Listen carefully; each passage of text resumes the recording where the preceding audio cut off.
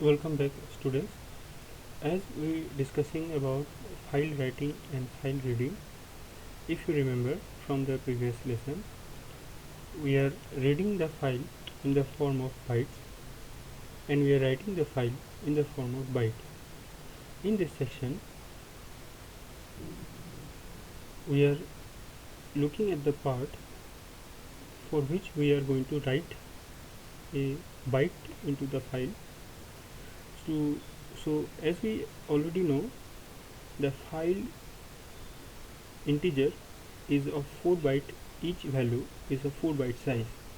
So whatever is the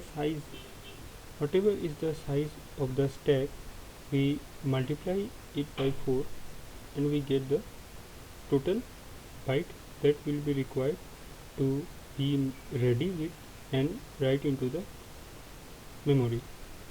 So our byte that we are going to receive is multiplied by 4,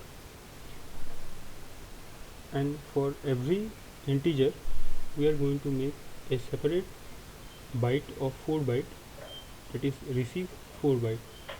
This receive 4 byte will be for individual integer value.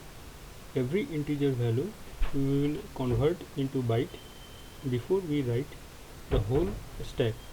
So if, for example, our stack has 4 numbers, so we will have a byte size of 16, and for every integer, so we are going to convert every block of byte into binary, and we will take that equivalent and convert it into integer. So for every stack that we are going to read, each integer number will be converted into 4 byte, and every byte will be represented.